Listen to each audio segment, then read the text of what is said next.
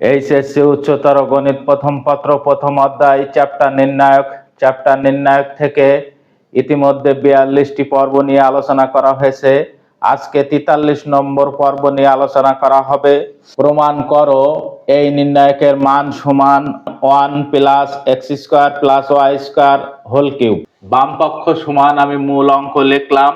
এই অঙ্কটির সলিউশন আমি 42 নম্বর পর্বে ইতিমধ্যে দিয়ে দিয়েছি। 42 নম্বর পর্বে খুবই মূল্যবান একটি গ্রামারের কথা আমি উল্লেখ করেছি। সেখানে যে গ্রামারটি দিয়েছি সেই গ্রামারটিতে দুইটি ভাবে অঙ্কটি সলিউশন করা যাবে। আমি একটি পদ্ধতি অবলম্বন করে অঙ্কটি সলিউশন দিয়েছি, যেখানে দুটো লাইন একটু বেশি হয়েছে, তারপরেও দুটো লাইন একটু বেশি হওয়ার অঙ্কটি অনেক সহজভাবে সলিউশন দেওয়ার চেষ্টা করেছি। তোমরা 42 নম্বর পর্বটি ভালো করে দেখলে তোমাদের এই ধরনের অঙ্কের কোনো জটিলতা থাকবে না ইনশাল্লাহ। বোর্ডে যে অঙ্কটি উল্লেখ করেছি ঠিক একই চলক দিয়ে 42 নম্বর পর্বে এই অঙ্কটি প্রমাণ করা হয়েছে, কিন্তু সেখানে প্রমাণটা একটু অতিরিক্ত ছিল।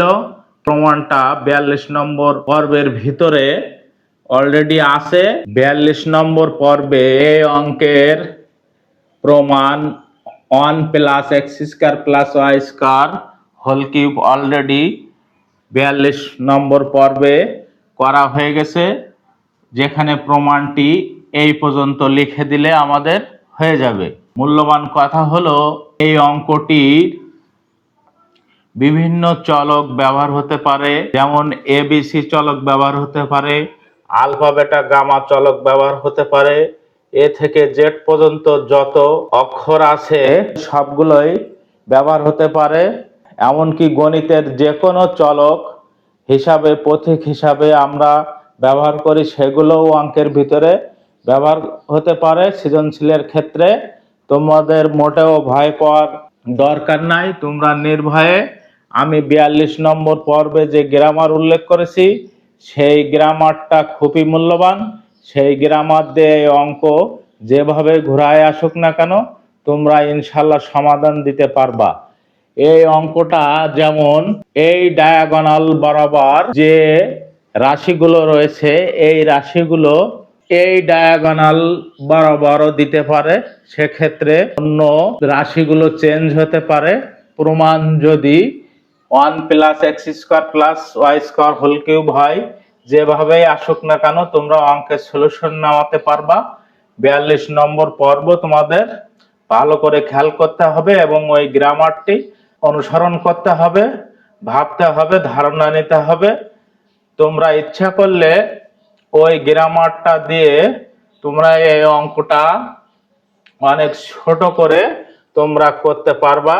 আমি ছোট অঙ্কের সলিউশন দেইনি, যেহেতু অঙ্কটি একটু জটিল, এ কারণে আমি ওই গ্রামারের একটা অংশ ধরে তোমাদের সহজভাবে অঙ্কটি সমাধান দেওয়ার চেষ্টা করেছি, যাতে তোমরা ভবিষ্যতে এই ধরনের অঙ্ক যেভাবে আসুক না কেন পরীক্ষায় তোমরা সমাধান করতে পারবা। এ কারণে আমি শর্ট নিয়মটা আমি প্রয়োগ করিনি। বাম পক্ষ লেখার পরে এখান থেকে শুরু করে একদম শেষ পর্যন্ত অর্থাৎ প্রমাণ পর্যন্ত 42 নম্বর পর্বে আমি উল্লেখ করেছি। আমি নতুন করে তোমাদের বোঝানোর দরকার হবে না, এ কারণে আমি তোমাদের এই অঙ্কটা আর নতুনভাবে তোমাদের বোঝাই দিলাম না। 42 নম্বর পর্বে আমি সুন্দরভাবে গ্রামার উল্লেখ করে তোমাদেরকে বুঝিয়ে দিয়েছি। তোমরা 42 নম্বর পর্বটি আর একবার দেখবে, দেখার পরে এই 43 নম্বর পর্ব তোমরা দেখলে তোমাদের কোনো সমস্যা হবে না। আমি যে কথাগুলো বললাম সবগুলোই গ্রামার, এখানে অবান্তর কোনো কথা আমি এখানে উল্লেখ করিনি। আশা করি তোমরা অনেক উপকৃত হবে ইনশাল্লাহ।